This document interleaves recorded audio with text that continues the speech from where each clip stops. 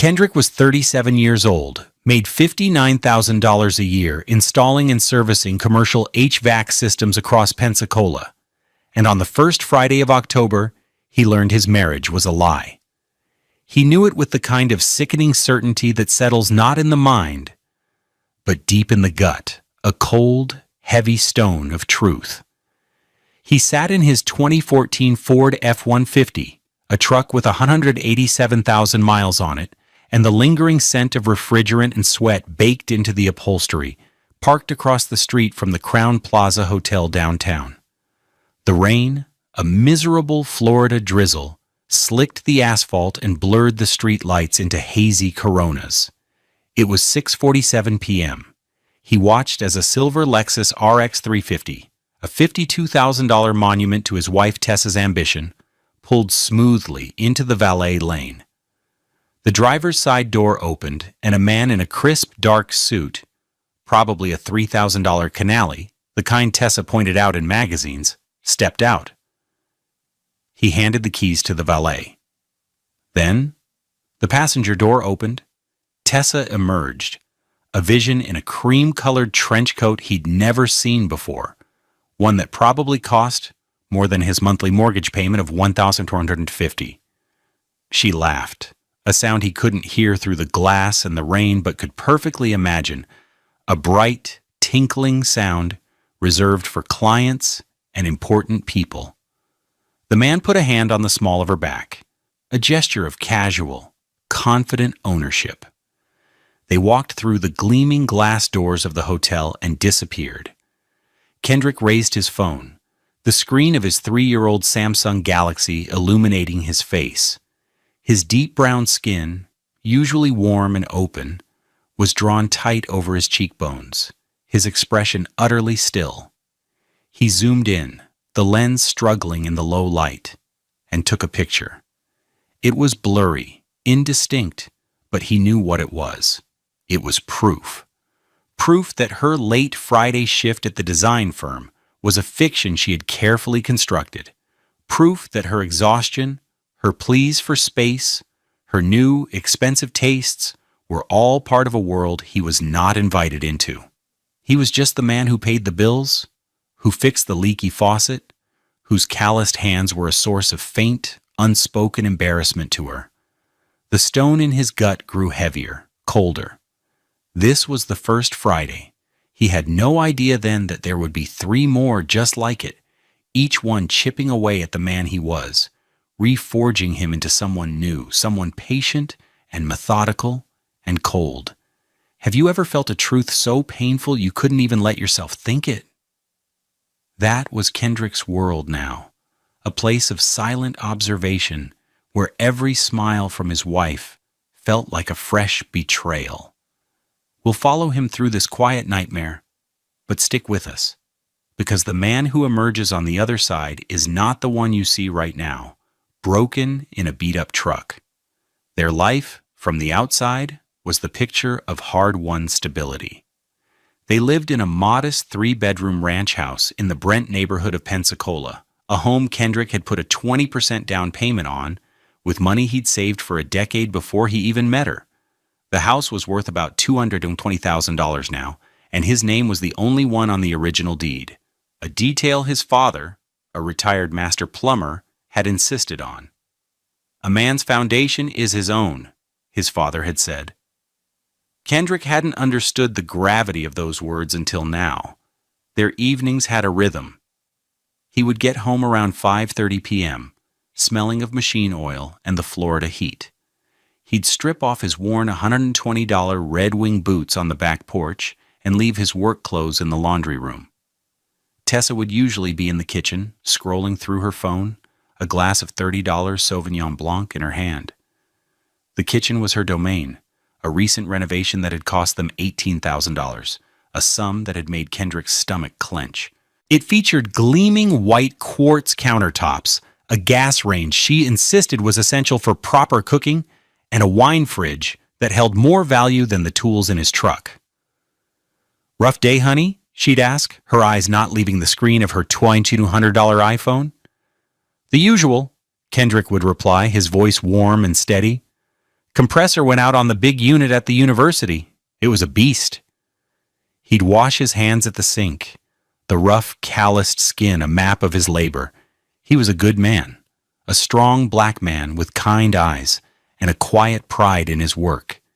He could diagnose a failing capacitor by sound alone and could haul a 70-pound air handler up a ladder without breaking a sweat. His skill paid their bills. She would hum in acknowledgement, her attention on an image of a minimalist living room. This designer from Copenhagen is doing incredible things with negative space. He would look around their own living room, at the comfortable but worn $2,800 sectional sofa they'd bought together, at the framed photos on the wall of their wedding day, of trips to Biloxi, of family gatherings. It wasn't minimalist. It was lived in. It was theirs. Or so he thought. The financial details were a quiet source of friction. His $59,000 a year was steady, reliable.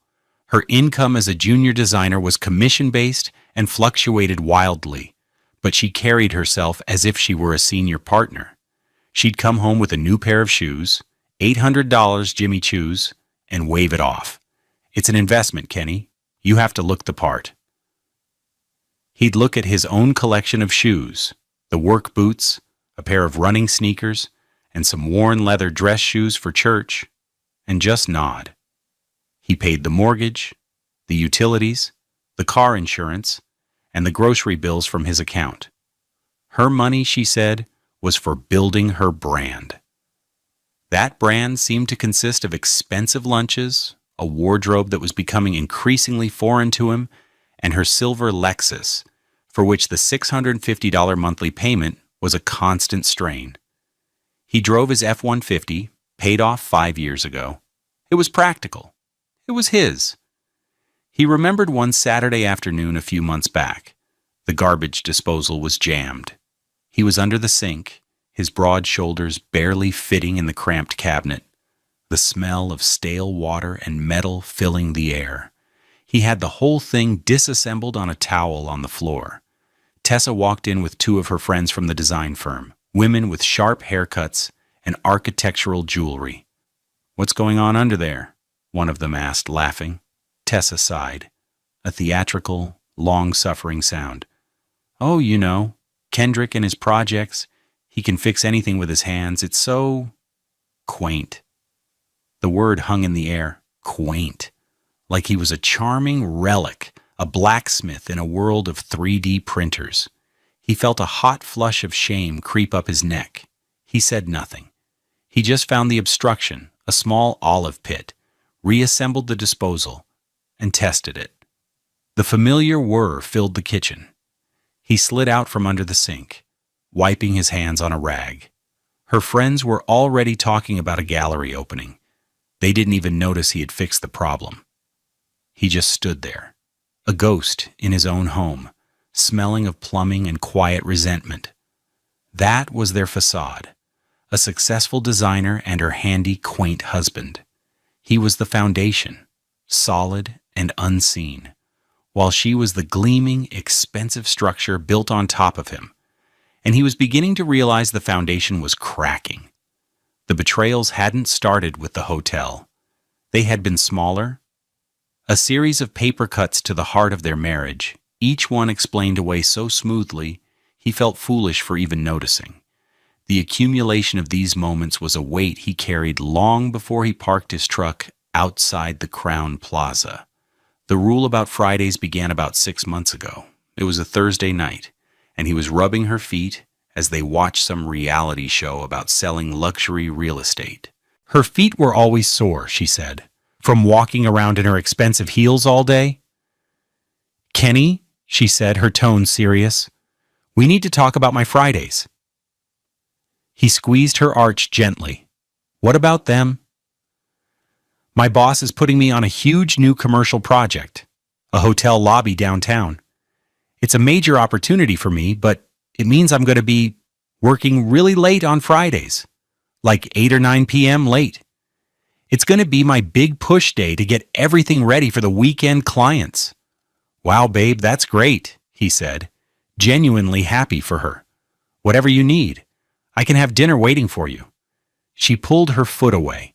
"No, that's the thing. I don't want you to wait up. I'll be so drained, so focused on work. I just need that time to be mine. No calls, no texts asking when I'll be home. Friday is my day to just crush it at work. It's my career. You get that, right?" He felt a small, prickling sense of unease. "So, I just shouldn't talk to you all evening?" "It's not like that," she said, her voice taking on a slightly condescending edge. "It's about respecting my professional space. It's what partners do. They support each other's ambitions. So from now on, Friday is mine. Don't follow me, don't check up on me, just trust me." The phrase "don't follow me" struck him as odd, overly dramatic. Why would he follow her? But he loved her, and he wanted to be supportive. So he agreed. "Okay, Tessa, I get it. Friday is yours." He had no idea how wrong he was, or how those exact words would echo in his mind later, tasting like poison. Then came the financial discoveries. He handled their main budget, and he noticed a charge on their joint credit card, the one they used for household expenses, for $280 at a restaurant called the Grand Mariner. He'd never heard of it. He looked it up. It was a high-end seafood place on the bay, famous for its sunset views and $1,000 wine list. He brought it up casually that weekend. "Hey, I saw a charge for the Grand Mariner. Did you take a client there?" She didn't even look up from her laptop. "Oh yeah, that was with the hotel developers. Had to wine and dine them. It's part of the job, Kenny." $280 seems like a lot for a work dinner, he said, trying to keep his tone light. She finally looked at him, her eyes cold. "Do you know how much this contract is worth? A tiny fraction of that. Do you want me to succeed or not? Because sometimes it feels like you're trying to nickel and dime my career to death." He backed down immediately. "No, of course not. I was just asking." He felt small and cheap, like he didn't understand her sophisticated world. He never questioned her expenses again. He simply started paying closer attention. He saw more charges, for lunches at expensive cafes, for clothes from boutiques he'd never heard of.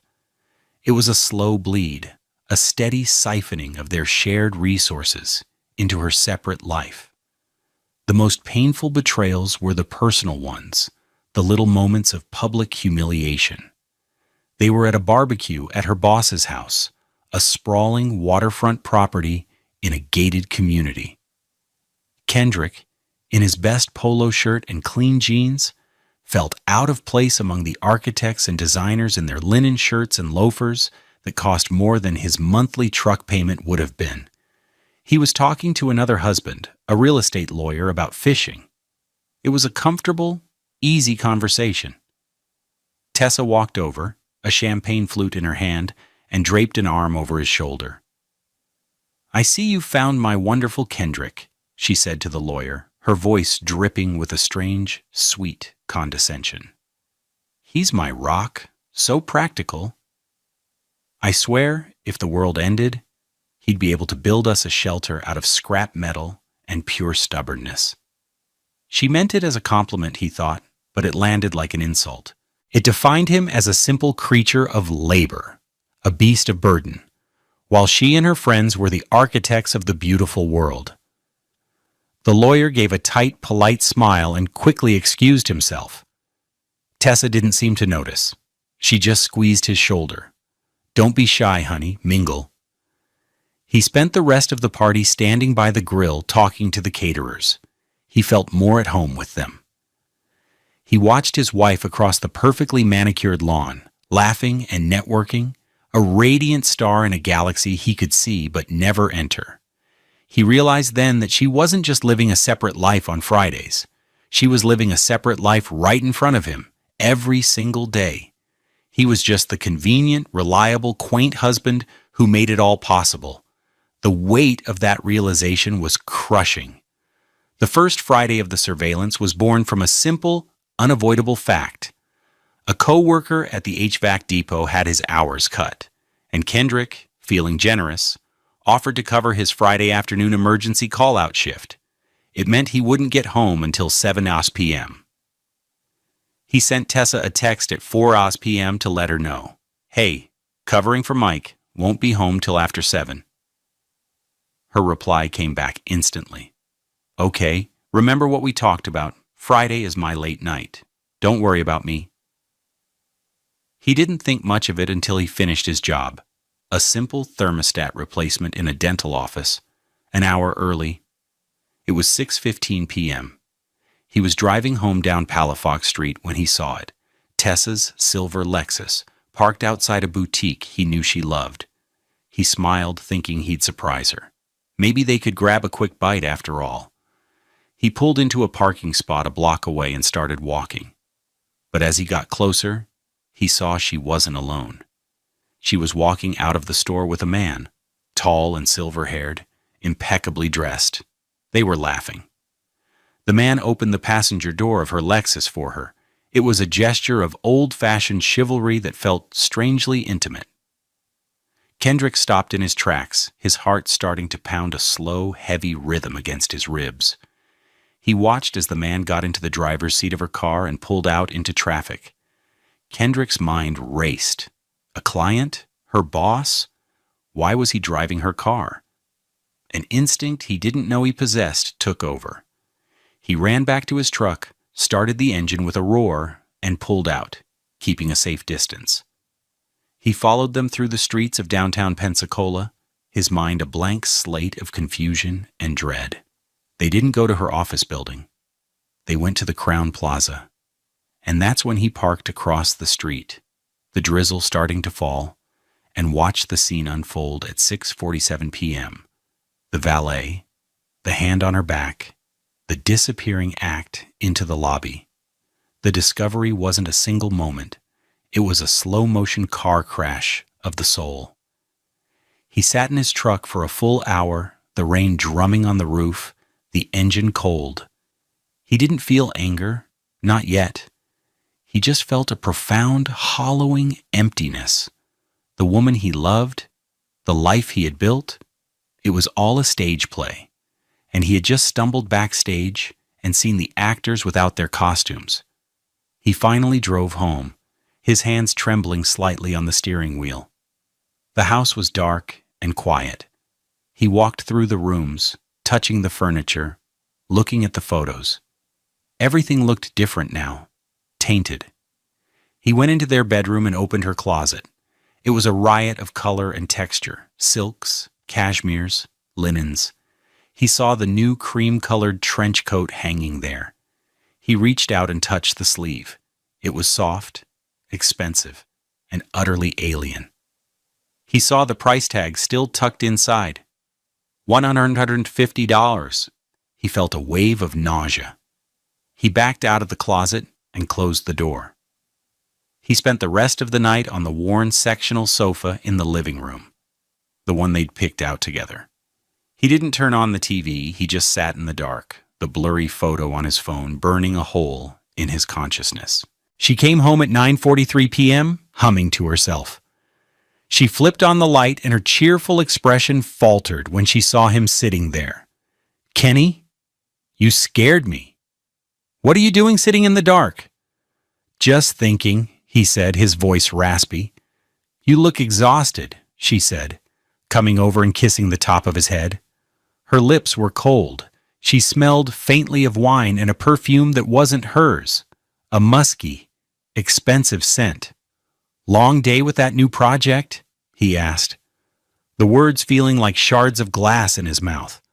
"The absolute worst," she sighed, kicking off her $800 heels. "These developers are impossible. But I think I made a breakthrough." She was a brilliant liar, effortless. He looked at her face, the face he had loved for 7 years, and saw a complete stranger. It was in that moment, sitting on their couch in the dark, that the plan began to form. It wasn't a plan for revenge. It was a plan for survival. He would not confront her. He would not scream or cry. He would gather evidence. He would be patient. He would be still. and then he would be gone. The next 4 weeks were the hardest of Kendrick's life. He was an actor in the play of his own marriage, performing the role of the loving, unsuspecting husband, while his real self was a cold, calculating observer. Each day was a tightrope walk of feigned normalcy, and every lie she told was another piece of evidence he filed away in the locked box of his mind. On the second Friday, he was ready. He left work at his normal time, went home, and changed out of his work uniform into jeans and a dark hoodie. He ate a cold sandwich standing over the kitchen sink.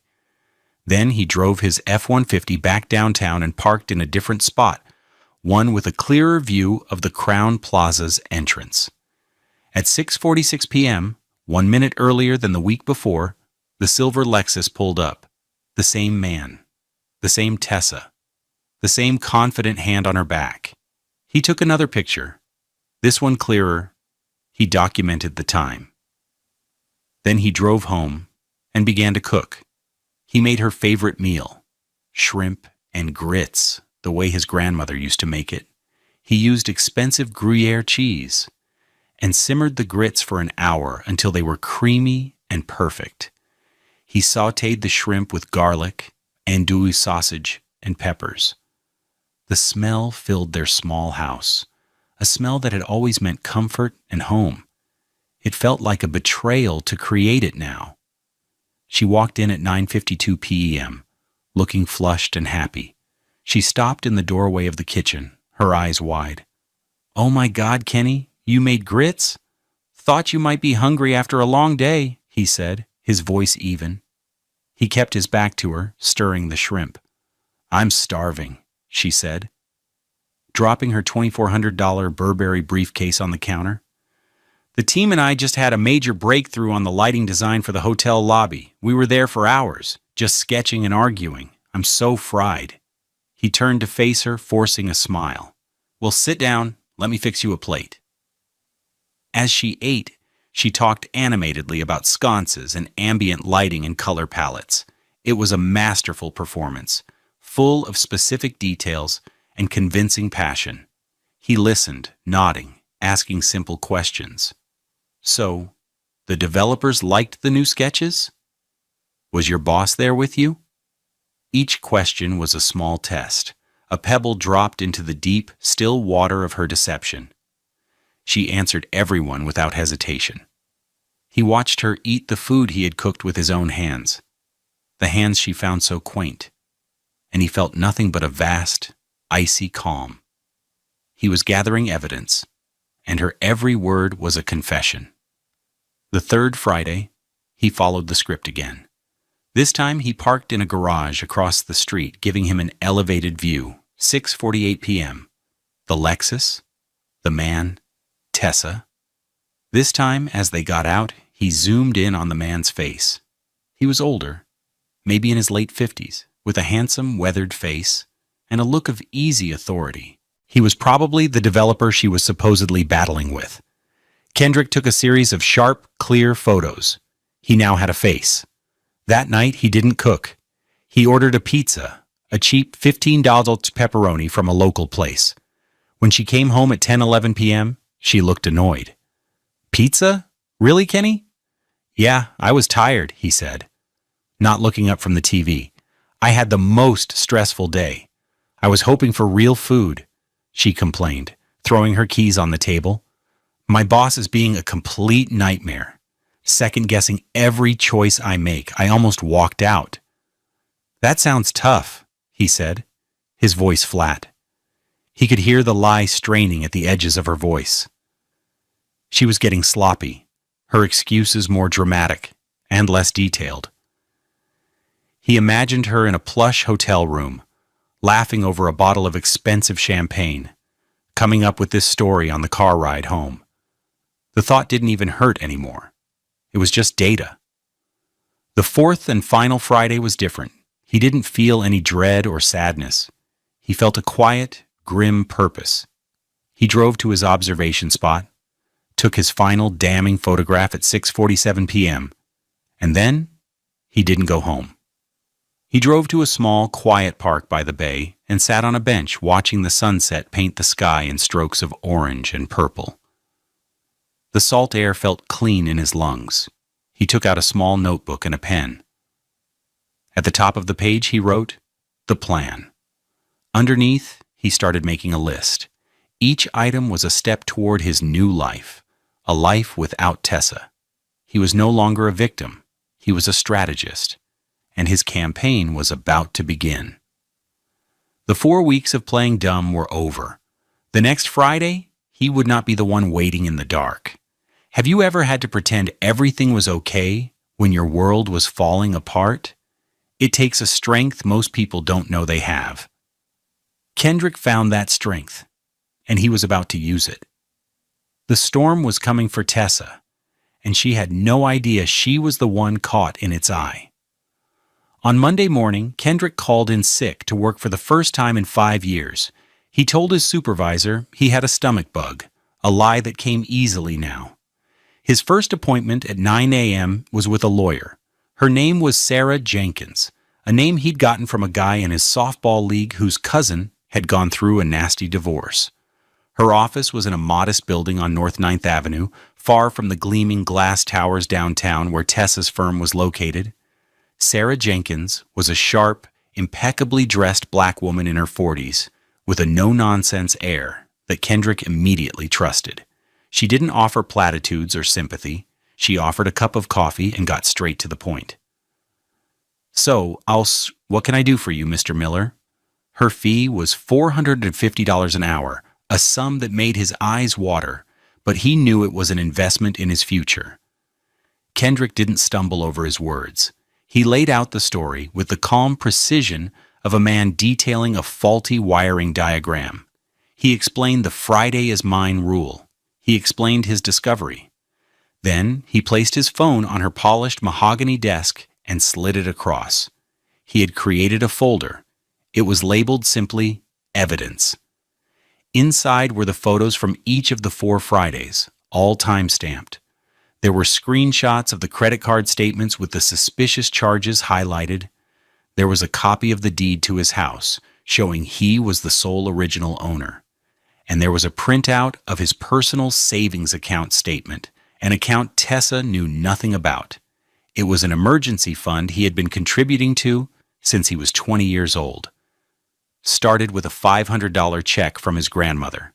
It now held $40,750. Sarah Jenkins looked through everything, her expression unreadable. She swiped through the photos, her brow furrowed slightly. She studied the bank statements. When she was done, she looked up at him, and for the first time he saw a flicker of empathy in her eyes. "She has no idea, does she?" "No," Kendrick said. "She thinks I'm a simple man. She thinks I don't pay attention." "That's a common and very expensive mistake for people to make," Sarah said, a grim smile touching her lips. "Okay, Mr. Miller. Here's what we're going to do. Florida is a no-fault state, which is good, but it's also an equitable distribution state. However, assets acquired before the marriage, if they've been kept separate, are generally considered non-marital property. This house," she tapped the deed, "and this savings account," she tapped the bank statement, "are your strongest assets. We are going to protect them." They spent the next hour mapping out the strategy. It was cold, methodical, and devastatingly effective. She called it a swift and total extraction. "The key," she explained, "is to act decisively and control the narrative. We file first. We serve her at a time and place of our choosing, and we secure your assets before she even knows what's happening." They decided on the following Friday, the 5th Friday. His next calls were to a moving company and a locksmith. He booked them both for Friday morning, paying the deposits with his secret savings account. The movers would arrive at 9 a.m., the locksmith at 11:30 a.m. The plan was timed to the minute. The rest of the week was a blur of forced normalcy. On Tuesday evening, Tessa came home excited. "Guess what? The developers loved my lighting proposal. They signed off on it." "That's fantastic, babe," Kendrick said, looking up from the TV. "I'm proud of you." The words felt like ashes in his mouth. On Wednesday, she complained about the cost of reframing some prints for a client. "It's almost $1,000. It's highway robbery."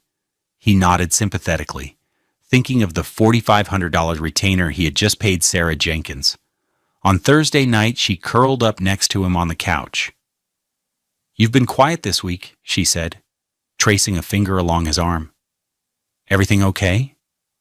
He looked at her, at the woman he had promised to love and cherish, and felt a profound and final wave of grief. It was the death of the man he used to be, the trusting husband who would have done anything for her. That man was gone. In his place was someone else, someone she had created with her lies. "Just tired," he said, his voice a low rumble. "Long week?" "Well, tomorrow's Friday," she said brightly. "My big work night. Then the weekend's here." He looked into her eyes. "Yeah," he said. "Tomorrow's Friday." She had no idea what was coming. She'd made a critical mistake. She underestimated the simple man she married. The fifth Friday began like any other. The alarm went off at 6 a.m. They moved around each other in the familiar choreography of a married couple. She showered first while he made coffee. He showered while she did her makeup. A ritual that involved an arsenal of expensive creams and powders that cost a small fortune.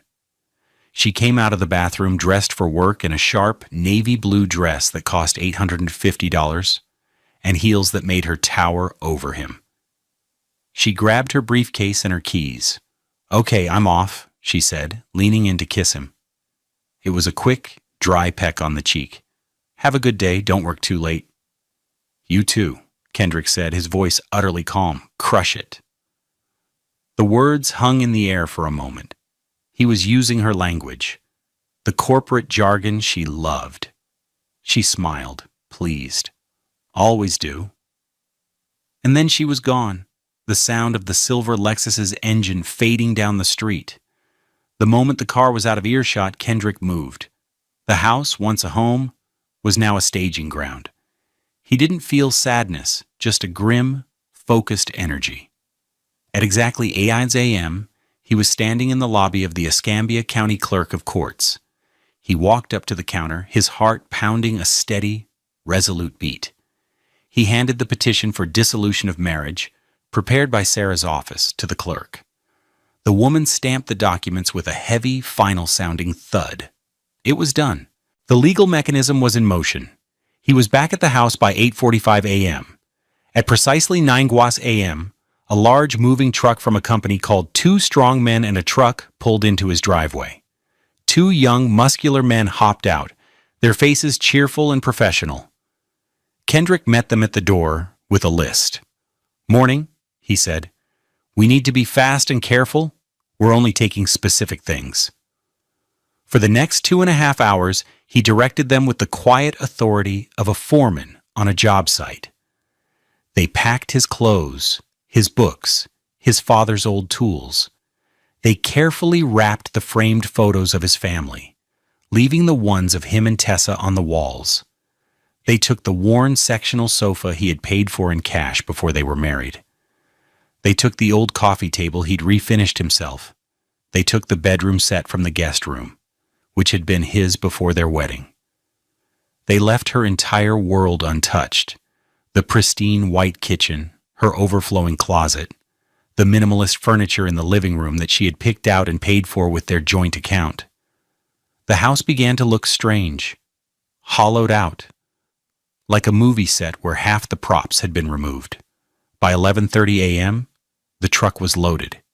He paid the movers $875 for the morning's work, and they pulled away, taking the tangible remnants of his old life to a secure storage unit he had rented. At 11:35 a.m., the locksmith's van arrived. A quiet, older man with practiced hands got to work. He removed the old locks from the front and back doors and installed new, high-security deadbolts. The sound of his drill echoed in the half-empty house, At 11:58 a.m., he handed Kendrick a set of new keys. "You're all set," he said. The cost was $320. Kendrick stood in the silent, echoing living room. He walked into their bedroom. Her side of the bed was still rumpled. Her expensive perfume hung in the air.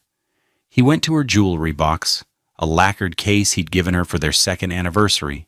He took off his simple gold wedding band, a $350 ring he hadn't removed in 7 years, and placed it squarely in the center of the lid. Then he walked out of the bedroom, through the living room, and out the front door for the last time as Tessa's husband. He locked the new deadbolt. The solid click was the most satisfying sound he had ever heard. It was exactly noon. He had vanished from her life. Her return was a scene he would only ever play in his mind, but Sarah's process server, a man named Dave, would describe it to him later. Tessa arrived home at 8:17 p.m., looking tired but pleased with herself after another successful late shift. She walked up to the front door, humming, and put her key in the lock. It didn't turn. She frowned, jiggling it. Nothing. Annoyed, she tried again. Still nothing. Confusion turned to irritation. She knocked on the door. "Kenny? Did you bolt the door? I can't get my key to work." Silence. She peered through the front window. In the dim light from the street, she could see the living room. The sofa was gone. The coffee table was gone. The lamp in the corner was gone. Panic began to claw its way up her throat. She ran to the back door, fumbling with her keys. That lock, too, had been changed. It was at that moment, as she stood in her own backyard, her mind reeling, that Dave, the process server, stepped out from the side of the house. "Tessa Miller?" he asked, his voice calm and professional. She spun around, startled. "Yes? Who are you?" "You've been served," he said, handing her a thick manila envelope. And as she took it, her manicured hands trembling, she finally understood. This wasn't a mistake. This wasn't a prank. This was a reckoning. Kendrick wasn't there, and he was never coming back. The collapse of Tessa's carefully constructed world was not a single explosion, but a cascade of consequences, each one a direct result of her own choices.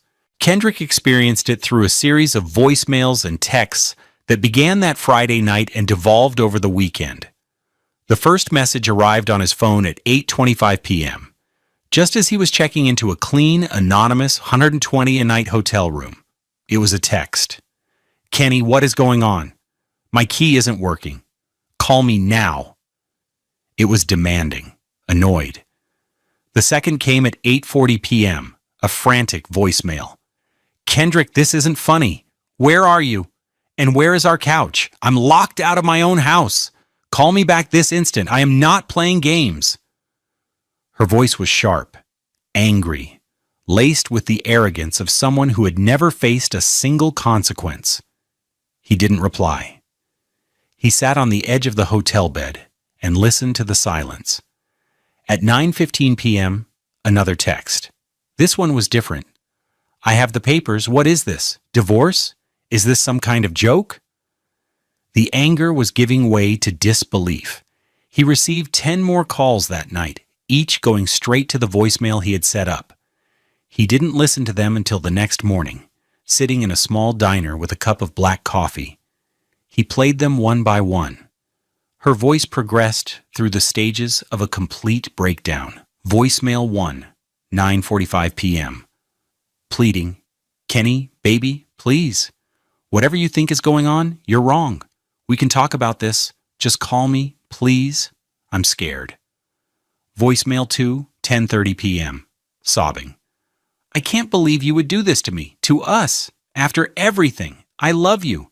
How could you just disappear? Where did you even go?" Voicemail 3, 11:50 p.m. Ice-cold rage. "You think you can just throw me out? The house is half mine, Kendrick. You will regret this. I will take you for everything you have. You hear me? Everything." He saved that one. Sarah would love it. The legal downfall was swift and brutal. On Monday morning, Sarah Jenkins filed an emergency motion to grant Kendrick exclusive use of the marital home, citing his sole ownership prior to the marriage and Tessa's effective abandonment of the property, evidenced by her weekly rendezvous. The judge granted it. Tessa, who had spent the weekend at a friend's house, was legally barred from returning. The process server delivered the news of her official eviction from the house, along with a summons, to her at her office, in front of her colleagues. The hushed whispers, the pitying looks from her boss, her carefully curated professional image was shattered in an instant. The financial consequences were even more severe. Her lawyer, a high-priced shark from a downtown firm, was stunned to learn about Kendrick's separate, premarital savings. The $42,750 was untouchable. The house, because he had owned it outright before their marriage and had never added her name to the deed, was deemed his non-marital property. She was entitled to half the value it had appreciated during their marriage, which amounted to about $30,000, but that was offset by her share of the marital debt she had racked up on their joint credit cards, over $25,000 in clothes, dinners, and luxury goods. Her world, financed by his stability, crumbled. The $650 monthly payment on her silver Lexus was suddenly an impossible burden. Within 2 months, the $52,000 car was repossessed. She was forced to move into a tiny one-bedroom apartment in a less desirable part of town, with a rent of $300 a month that consumed most of her take-home pay. The final, most satisfying piece of the cascade came from an unexpected source. The man from the hotel, a wealthy real estate developer named Arthur Vance, was also married. His wife, a formidable woman with her own money and an even better lawyer than Sarah Jenkins, was named in the divorce proceedings. Sarah had made sure of it. Arthur's life imploded. His wife filed for divorce. His business partners were furious about the scandal, and he cut off all contact with Tessa, wanting nothing to do with the mess she had brought to his door. She was left completely and utterly alone, a designer with expensive tastes and no one left to foot the bill. She had traded a loving husband and a stable home for a few hours of luxury a week, and in the end, she lost it all. 6 months later, the Florida sun felt different. It felt warmer, cleaner. Kendrick sat on the front porch of his house, with a glass of iced tea. The late afternoon light filtered through the leaves of the big oak tree in his yard, dappling the lawn. The air smelled of freshly cut grass and blooming gardenias from the bushes he had planted along the fence. The house was no longer half empty. It felt whole again, filled not with expensive furniture, but with peace. He had rented out the 2 spare bedrooms. One was to Marcus, a promising 20-year-old kid from his HVAC company that he was mentoring. Marcus was a hard worker, respectful and eager to learn the trade. He reminded Kendrick of himself at that age. His $500 a month in rent was a nice supplement to Kendrick's income. But the real value was the quiet companionship, the easy talk of pressure gauges and condenser coils over dinner. The other room was rented to a traveling nurse, a quiet woman who was rarely there.